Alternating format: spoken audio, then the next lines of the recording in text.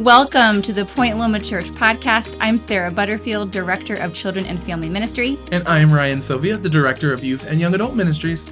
And we are here for week 5 of our Lenten series podcast, talking about developmentally appropriate spiritual practices centered around 6 different Christian traditions. And so what are we talking about today, Ryan? Well, we are talking about social justice today. And one of the big things that we want to make sure people understand about social justice is this is not a political topic. This is just a topic about encouraging people to get out in their communities and fight for some justice. That's right.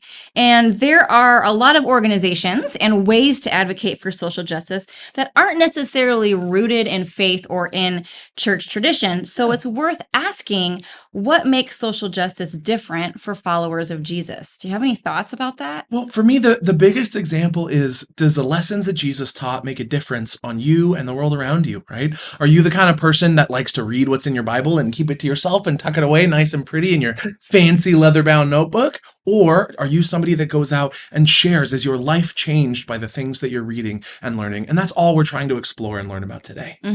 I agree. I kind of think of it as our love for God overflows into love for others, right? And so you can advocate for social justice or whatever and not have it be rooted in your love of God or love of others. It can be rooted in a lot of other different things. But for the followers of Jesus, it is rooted in our love for God.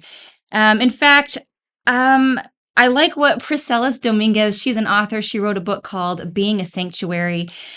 She describes justice as being the hands and feet of Jesus. And so she says, I want to quote her because I love it so much. She says, being Jesus's hands and feet means we give our time, presence, love, compassion, resources, privileges, access, gifts, and energy to radically respond to those who are in need while also responding to the systems that prevent people from accessing the things they need.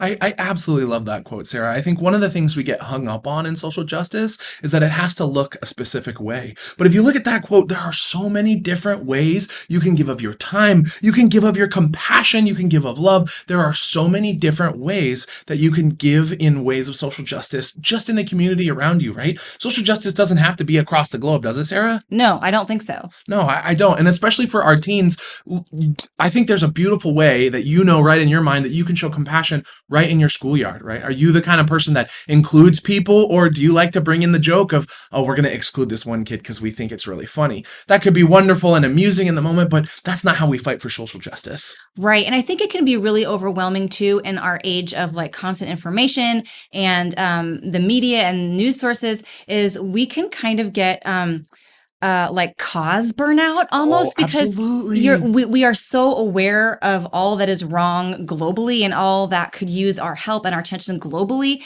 that we can kind of be tempted to just like shut down or see a problem that is so big and to think that there's nothing that we could possibly do.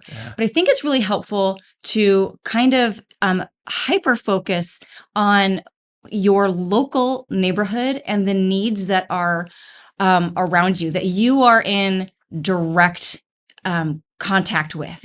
And by focusing our efforts and our energy on our neighborhoods and on just the local difference we can make, I really do think that's the path to changing the world. Because if we can all do that, we'll be in a better place. I completely agree with you, Sarah. I mean, maybe there was one person who died a long time ago that can take care of every social justice need in the world. But outside of, a little guy named Jesus, I don't think there's a single individual that can do everything. But I think if we work together, there's a lot of different needs we can accomplish. I love our dynamic. You and I both have a real big passion for kids and young people, but clearly we're not capable of covering the entire age range. That'd be a lot of kids for one person to cover. So we've come together to split it, right? You work on the younger kids and I can help out with the older kids. And it's a beautiful way that we're able to serve all the kids in our neighborhood, with the work that we're able to come together with. And I love that. That's right. And so the question is how can we impart this value, this Christian tradition of caring for the poor and needy and marginalized and oppressed, which Jesus was known for? How can we impart this value to our kids in ways that feel kind of life-giving and developmentally appropriate? So do you have some ideas about that? Well, the one of the greatest things that you can do is, as a student on campus, when you're at high school, when you're in middle school, being aware of the different backgrounds that people come from, right? There are going to be certain kids who come to school maybe a little bit hungry. So if you've got a kid who's got to wait in line for lunch and grab a snack from the line at school, maybe having a little bit more kindness and understanding and support and saying, hey, wait a minute, I don't know if my friend is able to get lunch or breakfast at home and they have to come into school and eat here, and understanding that the different lifestyles that people come from, it doesn't make them less or doesn't make them worse. We still need to be supportive, loving, and caring, and maybe sometimes when friends are a little irritated, you could bring a little snack or just something to share with those around you that can show that you care about their life, where they're coming from, in a way that isn't overbearing or like you're their savior. That's right. That's right. One thing that I thought that would be a great introduction is just to clean out a closet or a toy chest and collect items to donate to New Day Ministries.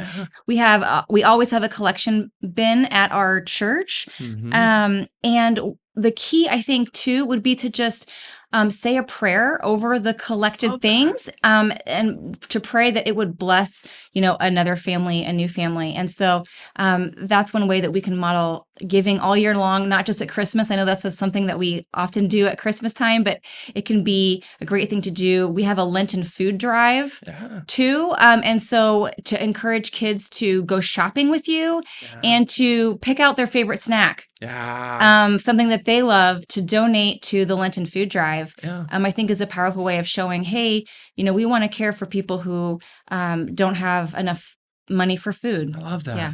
One thing I was made aware of a few years ago, I didn't realize that amongst the homeless population, one of the biggest struggles is having clean, dry socks. And it's a big, big struggle to find regular, clean, dry socks. So a great thing you can do is pop by a store and grab a large pair of men's socks, or a large bag, of men's socks. A single pair wouldn't get you very far.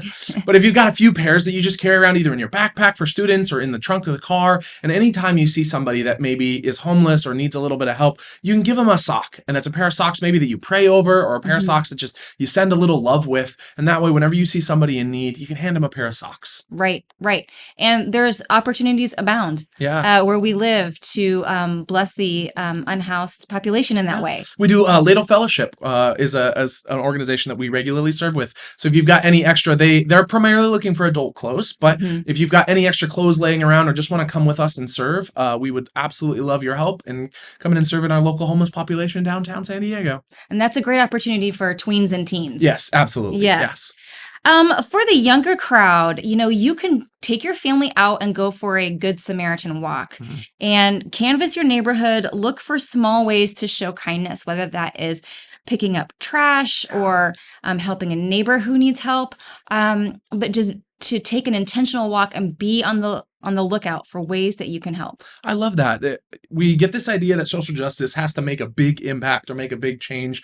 But even if you just walk up your street and you pick up some trash, right? You clean up the area, make it a little nicer for somebody else to see and walk down. That is a beautiful way that you can serve your community and make this world a better place.